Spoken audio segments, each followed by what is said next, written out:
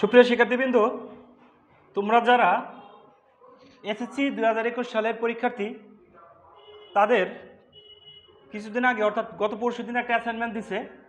Assignment number হচ্ছে 5, সপ্তম সপ্তাহের অর্থাৎ 7th উইক। সেটা যে অধ্যায় দিছে সেটা হলো আলোর প্রতিফলন। তো ক্লাসটা নেওয়ার শুরুতে আমি তোমাদের কিছু কথা বলি। আমার এই চ্যানেলটা মূলত ইন্টারমিডিয়েট বেসের, শুধু ফিজিক্স। তারপরেও যেহেতু তোমরা কিছুদিন পর ইন্টারমিডিয়েটে সায়েন্সে ভর্তি হবা, সেই ক্ষেত্রে আমি তোমাদের কিছু ক্লাস নেওয়ার চিন্তা ভাবনা করছি, বা এর আগেও একটা ক্লাস নিয়েছিলাম। আজকেও হয়তো আমার এটা তোমাদের সেকেন্ড ক্লাস, অর্থাৎ অ্যাসাইনমেন্টের উপর। সুপ্রিয় শিক্ষার্থীবৃন্দ, আলোর প্রতিফলন এর অধ্যায় থেকে যে অ্যাসাইনমেন্টটা দিছে সেখানে মূলত তারা বলে দিছে যে একটা সমতল দর্পণ বা সমতল আয়না। তো শুরুতে যে কথাগুলো বলছে যে আয়না সমস্যার, সেটা আমরা না বললাম। তো আমরা সরাসরি আনসারে চলে যাব। আমার কাছে ব্যক্তিগতভাবে তোমাদের প্রতি একটা রিকোয়েস্ট, সেটা হলো তোমরা নেটে থেকে হুবহু কপি করে খাতায় লিখবা না। আগে প্রথমে অ্যাসাইনমেন্টটা নিজে ভালো করে বুঝবা, তারপরে নিজের মতো করে লিখবা, কারণ এই অ্যাসাইনমেন্টের উপর তোমার অনেক কিছু ডিপেন্ড হতে পারে। দেখো, তোমাকে ক নাম্বারে বলছে, বাসায় ব্যবহৃত এ ধরনের আয়নায় আমরা যে প্রতিবিম্ব দেখি তা বাস্তব না অবাস্তব তা এঁকে দেখাও। সুপ্রিয় শিক্ষার্থীবৃন্দ, তাহলে আমরা প্রথমে যে কাজটা করব, ক নম্বরের উত্তরটা বলার চেষ্টা করব। দেখো, প্রতিবিম্ব বাস্তব না অবাস্তব? বাস্তব আমরা তাকেই বলি যেটা প্রকৃতপক্ষে মিলিত হয়। অবাস্তব আমরা তাকেই বলি যেটা প্রকৃতপক্ষে মিলিত হয় না, তবে ওইটা থেকে অপসৃত হচ্ছে বলে মনে হয়। এরকম একটা কন্ডিশন, বা ওইটা থেকে আলোটা আসছে বলে তোমার কাছে মনে হবে, সেটা হলো অবাস্তব। তো আমি তোমাদেরকে মনে রাখার একটা কথা বলি যে দেখো, যে পাশ থেকে আলো আপতিত হয়, অর্থাৎ যে পাশে থেকে আলো আপতিত হয় সেই পাশে লক্ষ্যবস্তু থাকবে, সেই লক্ষ্যবস্তুর দূরত্ব হয় কি অবশ্যই পজিটিভ। আচ্ছা, যে পাশে আলো প্রতিফলিত হবে, সেই প্রতিফলিত পাশে যদি বিম্ব গঠিত হয় সেই বিম্বটা বাস্তব। আর যে পাশে আলো প্রতিফলিত হয় সেই পাশে বিম্ব না গঠিত হয়ে যদি অপোজিট প্রান্তে বিম্ব গঠিত হয় সেটা হলো অবাস্তব। আশা করি তোমরা কথাটা বুঝতে পারছো। আমি আবারও বলি, লক্ষ্যবস্তু থেকে আলো দর্পণে আপতিত হবে, একটা পাশে প্রতিফলিত হবে, যে পাশে প্রতিফলিত হবে সেই পাশে বিম্ব গঠিত হলে বিম্ব হয় বাস্তব, আর অপোজিট পাশে যদি বিম্ব গঠিত হয় সেটা হয় অবাস্তব। তাহলে দেখো, আমাদের যে সমতল দর্পণ বা সমতল আয়নার কথা বলছে, আমরা একটা চিত্র আঁকার ব্যবস্থা করছি। দেখো, এখানে আর একটা জিনিস খেয়াল করবা, তোমাকে একটা ছোট একটা বিন্দুর কথা বলছে, তোমরা কিন্তু বড়টা দিবা না, ঠিক আছে? বড়টা দিবা না, কারণ তোমাকে এখানে কি বলছে, বিন্দুর কথা বলছে, ছোট একটা বিন্দু। তার মানে লক্ষ্যবস্তুটা তোমার অবশ্যই কি হবে, বিন্দু হবে। আর একটা জিনিস জানি আমরা, যে একটা কাচের যে কোনো একটা পাশে সিলভার এর প্রলেপ দেওয়া হয়, এই প্রলেপটাকে কি বলি আমরা, প্যারা। দেখো, এই পাশে আমি সিলভারের প্যারার চিত্র অঙ্কন করছি, তার মানে এই পাশটা হলো সিলভারের প্যারা, এই পাশটা হলো প্রতিফলক।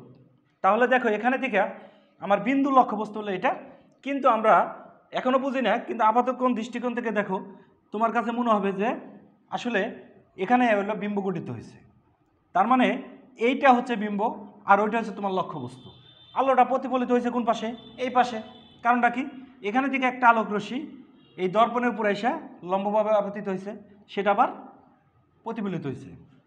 আবার দেখো, এই দর্পণের উপর এই বিন্দু লক্ষ্যবস্তু থেকে একটা আলোক রশ্মি কীভাবে আসে, তির্যকভাবে আসে, সেইটাই আবার তারপরে প্রতিফলিত হয়েছে।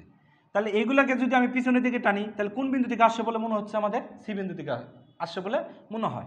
তাহলে আলোক রশ্মিগুলা প্রতিফলিত হয়েছে কোন পাশে, এই পাশে, কিন্তু আমার বিম্ব গঠিত হয়েছে কোন পাশে, এই পাশে। তার মানে এই বিম্বটা কী হবে, আমার অবশ্যই অবাস্তব। তার মানে কর এর আনসারের ক্ষেত্রে তুমি বলবা যে আমরা জানি যে আলো যে পাশে প্রতিফলিত হয় সেই পাশে বিম্ব গঠিত হলে বাস্তব, যদি অপোজিট পাশে বিম্ব গঠিত হয় বিম্ব অবাস্তব। আমরা যে চিত্র আঁকছি, চিত্র থেকে দেখা যাচ্ছে যে পাশে আলো প্রতিফলিত তার অপোজিট পাশে বিম্ব গঠিত হয়েছে, তার মানে এখানে বিম্বটা হলো অবাস্তব। তার মানে কয়ের ক্ষেত্রে পেলাম আমরা বিম্বটা হলো অবাস্তব। অথবা তুমি একটা কাজ করতে পারো, অবাস্তব বিম্বের যে সংজ্ঞাটা আছে সেটাও তুমি দিতে পারো। এবার আসো, আমরা খ নাম্বার আনসারটা একটু বিস্তারিত বোঝার চেষ্টা করব। খ নাম্বারে তোমাকে কি বলছে সেটা দেখো। তোমাকে খ নাম্বারে বলছে এ ধরনের আয়নার সামনে যদি একটি ছোট বিন্দু এ কল্পনা করি তাহলে তারও একটি প্রতিবিম্ব তৈরি হবে। তুমি তোমার জ্যামিতিক বক্সের বিভিন্ন উপকরণ ব্যবহার করে এ বিন্দুর প্রতিবিম্বের অবস্থান এঁকে দেখাও। তারপর আয়না থেকে এ বিন্দু ও এর প্রতিবিম্বের দূরত্বের অনুপাত বের করে ফলাফলের উপর তোমার যৌক্তিক মতবাদ তুলে ধরো। সুপ্রিয় শিক্ষার্থীবৃন্দ, তাহলে এই ক্ষেত্রে তুমি দেখো যে আমরা সেই কতে যে চিত্রটা দিচ্ছি সেই চিত্রটাই আমরা এখানে ব্যবহার করব। তো শুরুতে তুমি কিছু কথা বলবা, সেটা আমি একটু বোঝানোর চেষ্টা করি। দেখো M1 M2 এটা হচ্ছে কি আমাদের M1 M2 হচ্ছে হলো আমাদের সমতল আয়না বা তুমি দর্পণও বলতে পারো। এখন এ হচ্ছে কি আমাদের বিন্দু লক্ষ্য বস্তু, বিন্দু লক্ষ্য বস্তু। সুপ্রিয় শিক্ষার্থীবৃন্দ, তাহলে আমরা একটু লিখলাম। তারপরে দেখো যে তুমি তারপরে কি বলতে পারো, এ থেকে একটা আলোক রশ্মি দর্পণের উপর লম্বভাবে আপতিত হবে, সেটা কোন পথে? এবি পথে। তাহলে আমি বললাম যে এ থেকে একটা আলোক রশ্মি দর্পণের উপর লম্বভাবে আপতিত হচ্ছে কোন পথে? এবি পথে। সে আবার প্রতিফলিত হয়ে কোন পথে যাবে? বিএ পথে যাবে প্রতিফলিত হয়ে। গেল আমাদের অপশন। পরবর্তীতে তুমি বলবা যে এ থেকে আর একটা আলোক রশ্মি দর্পণের উপর তির্যকভাবে আপতিত হচ্ছে, সেটা কিভাবে হচ্ছে? এডি পথে। কোন পথে হচ্ছে? এডি পথে। তাহলে এখন দেখো যেহেতু তির্যকভাবে আপতিত হয়েছে তাহলে কি হবে? ওখানে তির্যকভাবেই প্রতিফলিত হবে, সেই ক্ষেত্রে প্রতিফলিত রশ্মি তুমি বলবা ডি। তারপরে তুমি বলে দিবা যে এদের উপর আমি একটা লম্ব আঁকলাম, সেটা কি আমার? ডিএন। তাহলে আমার ডিএন হচ্ছে কি এখানে আমার লম্ব। তার মানে দেখো তুমি যে এই যে আলোক রশ্মিটা বিএ পথে প্রতিফলিত হচ্ছে, আর একটা হচ্ছে কি ডি পথে। এগুলাকে পিছনের দিকে টানলে কোন বিন্দু থেকে আসছে বলে মনে হচ্ছে? সি বিন্দু থেকে তার আসছে বলে মনে হচ্ছে। তার মানে এ বিন্দুর অবাস্তব বিম্ব হচ্ছে কি আমার? সি। আমাদের বলা শেষ। এখন আমরা ম্যাথমেটিক্যাল টার্মটা দেখব। তো এই কথাগুলো কিন্তু আমাদের সাজিয়ে বলতে হবে। এবার আসো আমরা ম্যাথমেটিক্যাল টার্মে যাই। ম্যাথমেটিক্যাল টার্মের ভিতর দেখো তুমি এবি সমান্তরাল ডিএন, এই দুইটা অবশ্যই সমান্তরাল। ইভেন এডি তাদের ছেদক, এবি আর ডিএনটা সমান্তরাল, তাদের ছেদ করছে কোনটা? এডি। তাহলে এই কন্ডিশনের ভিতর আমরা বলতে পারি কোণ বিএডি ইকুয়াল কোণ এডিএন। সেই কোণটা কি আবার? একান্তর কোণ। সেই কোণটা কি আমার? একান্তর কোণ। এই কোণটা আর এই কোণটা কি? একান্তর কোণ। তাহলে দেখো যেহেতু এটা সমান্তরাল এটা সমান্তরাল, তাহলে এই কোণটা আর এই কোণটা কি হচ্ছে? আমাদের সমান হচ্ছে। তাহলে সেই হিসেবে আমরা বলতে পারি কোণ বিএডি ইকুয়াল কোণ এডিএন। সেটা কি কোণ? আমাদের একান্তর কোণ। তাহলে একটা অপশন পেলাম। আর একটা অপশন তো আমরা জানি যে প্রতিফলনের সূত্র অনুসারে আপতন কোণ ইকুয়াল প্রতিফলন কোণ, অর্থাৎ আই ইকুয়াল কত? আর। এটা কিন্তু আমরা জানি। তার মানে এখানে থেকে দেখো তুমি যে জিনিসটা পাচ্ছ যে এডিএন ইকুয়াল কোণ এনডিই। এটা কিন্তু আমরা জানি প্রতিফলনের সূত্র অনুসারে। গেল আমাদের একটা অপশন যে এই কোণটা আর এই কোণটা সমান। পরবর্তী অপশনের ভিতর আসো যে আর পরবর্তী অপশন আমরা বলতে পারি কি? দেখো তুমি এ বি সি, সেটাকে আমি সংক্ষেপে লিখতে পারি কি? এসি। সমান্তরাল কি আমাদের? অবশ্যই এনডি। দুইটা কিন্তু সমান্তরাল। এখন আমি এটাকে ধরছি কি? এ সি আর হলো এনডি, দুইটা কি? সমান্তরাল। তাদের ছেদক হইতেছে কোনটা? সিডিই, তাদের ছেদক। পাইলাম আমরা যে এসি এবং এনডি সমান্তরাল, সিডিই তাদের ছেদক। তার মানে দেখো তুমি যদি এসি এবং এনডি যদি সমান্তরাল হয়, সিডিই যদি তাদের ছেদক হয়, তাহলে এই কোণটা আর এই কোণটা অবশ্যই সমান হবে।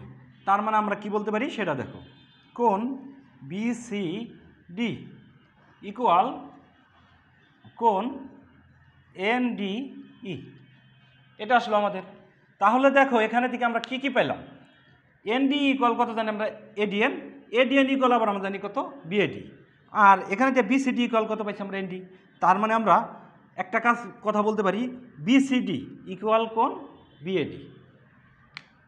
তার মানে আমরা সব কিছু হিসাব করে একটা জিনিস পেলাম যে বিএডি ইকুয়াল কোণ বিসিডি।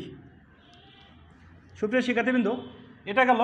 তার মানে আমাদের এই কোণটা আর এই কোণটা আমরা কি পেলাম? সমান। তারপরে তুমি আরেকটা জিনিস লক্ষ্য করো যে কোণ সিবিডি ইকুয়াল কোণ এবিডি ইকুয়াল অবশ্যই কত? 90 ডিগ্রি। কারণ এটা আমার 90, এটা আমার 90, তাহলে আমি অবশ্যই বলতে পারি দুইটা সমান। ইভেন ত্রিভুজ বিসিডি, ত্রিভুজ বিএডি, এই দুইটা ত্রিভুজের মধ্যে একটা সাধারণ বাহু আছে, সেটা কত আমাদের? অবশ্যই বিডি। তার মানে এখানে থেকে দেখো দুইটা কোণ সমান, একটা বাহু সমান, দুইটা কোণ সমান, দুইটা কোণ সমান পাইছি আমরা, একটা বাহু সমান পাইছি। তাহলে ওই ত্রিভুজটাকে আমরা কি বলতে পারি? সর্বসম। তার মানে আমরা বলতে পারি বিসিডি, ত্রিভুজ বিসিডি সর্বসম ত্রিভুজ বিএডি। এটা আমরা পাইলাম। এখন আমরা জানি যদি দুইটা ত্রিভুজ সর্বসম হয় তাহলে তাদের বাহুগুলা সমান হয়। তাহলে সেই কন্ডিশনে আমি একটা কথা অবশ্যই বলতে পারি এখানে থেকে যে এ বি ইকুয়াল কত? সিবি। বিন্দু লক্ষ্যবস্তু থেকে দর্পণের যতটুকু দূরত্ব, প্রতিবিম্ব থেকে দর্পণের ঠিক সমান দূরত্ব, সেটা আমরা পাইলাম। এখন আমাদের বলছে হলে যে বিন্দুর লক্ষ্যবস্তু থেকে, অর্থাৎ লক্ষ্যবস্তুর দূরত্ব এবং প্রতিবিম্বের দূরত্বের অনুপাত বের করতে বলছে। তাহলে দেখো এ বি ইকুয়াল কত পাইছি আমরা? সিবি। তাহলে এখন আমরা বলবো এখানে প্রথমে আমাদের যে কথাটা বলছে আগে আমরা সেটা একটু দেখে নেই যে প্রথমে কোন কথাটা বলছে। এখানে প্রথমে বলছে হলো যে তারপর আয়না থেকে এই বিন্দু, তার মানে লক্ষ্যবস্তুর দূরত্ব ও প্রতিবিম্বের দূরত্বের অনুপাত। তাহলে আমরা এখানে লিখব প্রথমে যে লক্ষ্যবস্তুর দূরত্ব বাই হলো আমার বিম্বের দূরত্ব বা প্রতিবিম্বের দূরত্ব। তাহলে আমি সেটা লিখলাম ইকুয়াল এটা, যদি লক্ষ্যবস্তুর দূরত্ব কত আমার? এবি, বিম্বের দূরত্ব কত? সিবি, দুইটা সমান, ইকুয়াল কত আসবে আমার? 1। তার মানে আমরা কি পাইলাম? লক্ষ্যবস্তুর দূরত্ব ও বিম্বের দূরত্বের অনুপাত 1। তোমাদের ছোট গতে বলছে এবার একই আয়না ঘড়ির কাঁটার যে দিকে ঘুরে সেই দিকে অল্প কোণে 5 থেকে 20 ডিগ্রি অর্থাৎ 5 থেকে 20 ডিগ্রি ঘুরিয়ে জ্যামিতিক বক্সের সাহায্যে এ বিন্দুর প্রতিবিম্ব আঁকো। আয়না থেকে এ বিন্দু এর প্রতিবিম্বের দূরত্বের অনুপাত কি একই থাকবে? ফলাফলের উপর তোমার যৌক্তিক মতবাদ তুলে ধরো। সুপ্রিয় শিক্ষার্থীবৃন্দ, এখানে থেকে তোমরা একটা জিনিস লক্ষ্য করো যে আমরা যে খতে আনসার দিয়েছিলাম, এটা কত আমরা আনসার এটা দিয়েছিলাম, সেক্ষেত্রে আয়না ছিল এটা। দেখো এই আয়নাটা আর এই আয়নাটার ভিতর একটা কোণের একটা ডিফারেন্স আছে। যদি তুমি ভাবো, দেখো যে এই যে আয়নাটা এভাবে কীভাবে ছিল? লম্বভাবে ছিল। সেই ক্ষেত্রে তার একটা কোণে আমি ঘুরিয়ে দিছি, একটা নির্দিষ্ট কোণ। এখন তুমি যদি বলো 5 ডিগ্রি কোণে ঘুরাইছো, সমস্যা নাই, সেক্ষেত্রে চাঁদা দিয়ে মেপে 5 ডিগ্রি করতে হবে। যদি তুমি বলো 10 ডিগ্রি বলতে পারো। আমার এখানে হিসাবে আসছে আমি 20 ডিগ্রি করছি। কত করছি? 20 ডিগ্রি কোণে ঘুরেছি। তার মানে শুরুতে আমরা এই কথাটা বলবো যে এবার আমরা ওই সমতল আয়নাটাকে আগের চেয়ে ঘড়ির কাঁটার দিকে 20 ডিগ্রি কোণে ঘুরালাম। এর প্রেক্ষাপটে তার যে প্রতিবিম্বের অবস্থান, লক্ষ্যবস্তুর অবস্থান নিচে বর্ণনা করা হলো। কথাটা আমাদের হলো এখানে। তার মানে ওইটার সাথে তুমি এই যে দেখো কত কোণে ঘুরছে, একটা নির্দিষ্ট অ্যাঙ্গেলে আমি ঘুরাইছি। কোন দিকে? ঘড়ির কাঁটা। কারণ ঘড়ির কাঁটা কোন দিকে ঘুরে? এভাবে ঘুরে, এদিকে। এখন আসো যে এটা থেকে আমরা কিভাবে ব্যাখ্যা দিতে পারি সেটা দেখি। আসলে এটা আর এটার ব্যাখ্যার ওইরকম কোনো ডিফারেন্স নাই। তো এখন আমরা দেখব যে এটার ব্যাখ্যাটা কেমন হতে পারে। আরেকটা কথা, আমার এখানে চিত্রেও হয়তো একটু এদিক সেদিক হতে পারে, তবে তোমাদের যে কাজটা করতে হবে যে অ্যাপ্রোপ্রিয়েটভাবে মানটা নিতে হবে। এবির মান বিসির মান সমান হবে, মানে সবগুলোই তুমি সমান করে নিবা। সুপ্রিয় শিক্ষার্থীবৃন্দ, এখন আসো আমরা কীভাবে ব্যাখ্যা দিতে পারি সেটা। এ হলো আমাদের কি? বিন্দু লক্ষ্যবস্তু। এটা থেকে এই দর্পণের উপর লম্বভাবে একটা কী হয়েছে? আলোকরশ্মি আপতিত হয়েছে। এই বিন্দু লক্ষ্যবস্তুকে আগের জায়গায় রাখছি, সেক্ষেত্রে আয়নাটাকে আমরা ঘুরিয়ে দিচ্ছি। এই বিন্দু লক্ষ্যবস্তু থেকে দর্পণের উপর লম্বভাবে একটা আলোকরশ্মি আপতিত হয়েছে। সেটা কোন পথে? এবি পথে। সেটা আবার কোন পথে ব্যাক করছে? বিয়ে পথে ব্যাক করছে। তারপরে দেখো এই বিন্দু থেকে দর্পণের উপর তির্যকভাবে একটা আলোক রশ্মি গেছে, সেটা কি একটা হলো আমার এই, আর একটা কি আমার এডি, দুইটা আলোক রশ্মি। তার আবার প্রতিফলিত হয়েছে কোনটা, এইটা প্রতিফলিত হয়েছে হলো দেখো তুমি ইএফ পথে, আর এডিটা প্রতিফলিত হয়েছে কোন পথে, ডিজি পথে প্রতিফলিত হয়েছে। তার মানে এখানে থেকে যদি এইটা যদি আপতিত রশ্মি হয়, প্রতিফলিত রশ্মি কোনটা আমার এটা, তার মানে আমার এটা আপতন কোণ, এটা প্রতিফলন কোণ। ঠিক সেমভাবে দেখো এডিটা হলো আমার আপতিত রশ্মি, তার মানে অবিলম্ব কোণটা আমার ডিএন, এই ক্ষেত্রে অবিলম্ব আমার ইএন প্রাইম, তাহলে এটা হলো আমার আপতন কোণ, আর এটা হচ্ছে আমার প্রতিফলন কোণ। কারণ আমরা প্রতিফলনের সূত্রানুসারে জানি আপতন কোণ ইকুয়াল প্রতিফলন কোণ, তার মানে আমরা বলতে পারি আই ইকুয়াল আর, এটা কিন্তু আমরা বলতে পারি। তাহলে এই ক্ষেত্রে থেকে আমরা একটু লিখে রাখি যে যেহেতু আই ইকুয়াল আর, সেটা কী কী হতে পারে, এ ই এন প্রাইম কোণ A E N prime equal, তুমি এটাকে বলতে পারো N prime E F, N prime E F. আপতন কোণ ইকুয়াল কত, প্রতিফলন কোণ, দুইটা সমান হয়েছে আমাদের। এখন আসো আমরা আর কি কি করতে পারি। এখানে থেকে দেখো তুমি যে এ বি সমান্তরাল ইএন প্রাইম, এ বি সমান্তরাল ইএন প্রাইম, তাহলে তাদের ছেদক কোনটা, দেখো এই তাদের ছেদক, এটা হলো যেহেতু ছেদক, তার মানে কি এই কোণটা আর এই কোণটা কি হবে আমাদের একান্তর কোণ হবে, তার মানে আমরা বলতে পারি তখন দেখো তুমি কি বলতে পারি আমরা, কোণ বি এ ই ইকুয়াল কোণ এ ই এন প্রাইম, এটা আমরা বলতে পারি। তাহলে এই কোণটা আর এই কোণটা কী হলো আমাদের সমান হলো। এবার পরবর্তীতে আসো যে আবার আমরা বলতে পারি কি, দেখো ইএন প্রাইম সাথে লম্ব আমি বলতে পারি কত, সিএ বা এসি একটা বললেও হয়। ইএন প্রাইম আর সিএটা কি পরস্পরের সাথে সমান্তরাল, ইএন প্রাইম সিএটা কি পরস্পরের সাথে সমান্তরাল, তাদের ছেদক কোনটা, তাদের ছেদক হচ্ছে হলো আমার সিইএফ, সিইএফ হচ্ছে তাদের ছেদক।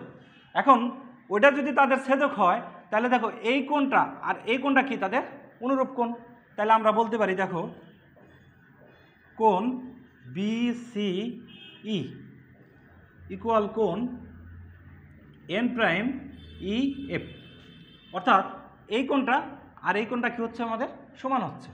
এই ক্ষেত্রে তুমি এই যেটাকে লিখে রাখবা কি সাইটে, একান্তর কোণ, এ কথাটা একটু বলে দিতে হবে যে একান্তর কোণ, আর এই ক্ষেত্রে বলতে হবে কি আমার অনুরূপ কোণ, এটা আমরা বলে দিলাম। এখন আসো যে আমরা কি কি পাইলাম এখানে থেকে সেটা দেখি, যে এই কোণটা আর এই কোণটা সমান, এই কোণটা আমার এই কোণটা সমান, তাহলে দেখো এইটা আর এইটা সমান হলে এটাকে আমরা বলতে পারি কত আর, আবার এই কোণটা আর এই কোণটা সমান হলে কত আমরা বলতে পারি আই। তাহলে এই কোণটা কোনটা আমার, এই কোণটা হলো আমার বিসিই, বিসিই তার মানে আমার হচ্ছে কত আমাদের আর, আবার এই কোণটা কি আমাদের বিএই, সেটা হচ্ছে কত আমাদের আই, এই দুইটাই তো আমার সমান, তাহলে বিসিই ইকুয়াল আমি বলতে পারি কত, দেখো বি কোণ বিসিই, বিসিই ইকুয়াল আমি বলতে পারি কোণ বিএই, এটা বলতে পারি আমি।